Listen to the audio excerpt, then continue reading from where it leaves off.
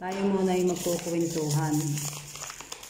Para ibagay nakita ko doon sa pasensya na kayo, ako'y haggard na eh.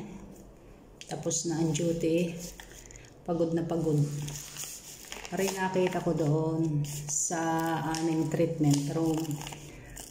Talagang din sa UAE ay talagang binabago na ang sistema. Ayaw nang gumamit ng plastic.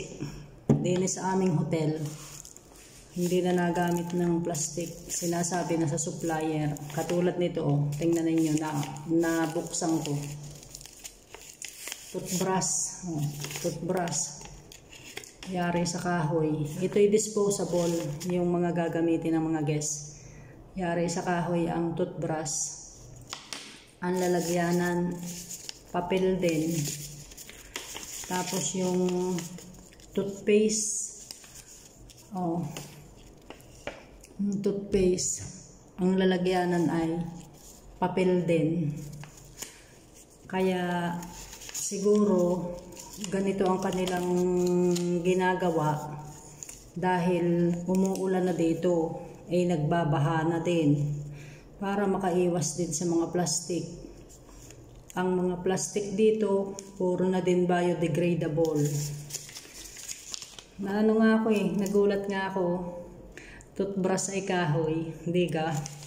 Kaganda. Toothpaste nasa papel din. Ang balutan papel din. Yung aming mga tsinelas na disposable, dati yun ay nasa plastic, ngayon ay hindi na. Papel din na nilalagyan lang ng ganon. Parang isang ano lang na papel, nilalagyan lang, wala na sa plastic. Yun lang po.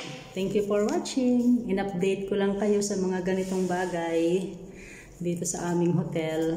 Sinasabi sa mga supplier na ayaw nang gumamit ng plastic kasi kapag nagbibisita ang taga-municipality.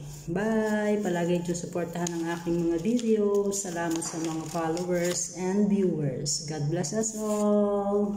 Thank you. Good night.